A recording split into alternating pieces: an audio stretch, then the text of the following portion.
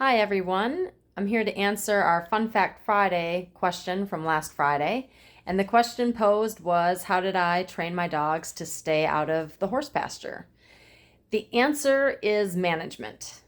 And the management kind of has a few layers that I'm going to go through, and I'll also explain them in more detail in other sessions.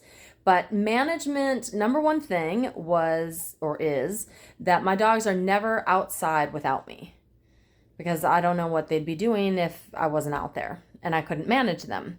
So by being outside with my dogs all the time, if anybody ducked under the horse fence, I could call them back in, or even just make a crazy noise like yee yee yee. And if they got excited and came back into the yard, then I would praise them, which is kind of the second layer. So I'm out there so I can see what's going on. Are they running the fence line, barking at my neighbor? Are they digging holes? Did anybody even go to the bathroom? So these are some things that you all might be dealing with.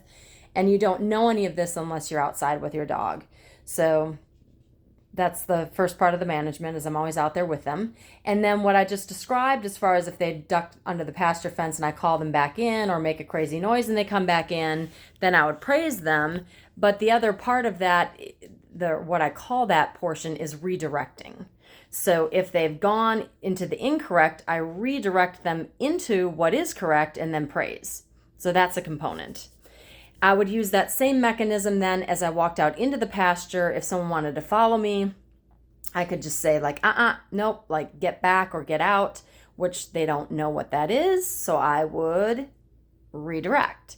And with that, what that looks like when I'm out in the pasture is I'd walk towards the dog. So I'm going back towards the fence line that they need to duck under, and get them to entice them somehow to duck back under the fence where they're on the proper side. And then I could praise and, oh, good job, good girl, good boy, and turn to walk away again back out into the pasture. So through repetitions of that, which was all under the management, that's how they learned to stay out of the pasture. The formal training, just to kind of make a distinction between management versus the formal training, would be like formal commands. I want the dogs to engage with me. I'm going to tell them sit down, stay, come, something very directive like that, and use a food or toy. They're probably on a leash for the session. And with the pasture fence, I never had to do a formal training session with the dogs to teach them how to stay out of the horse pasture. So it really was just through time management, and the big thing is the redirecting and then praising.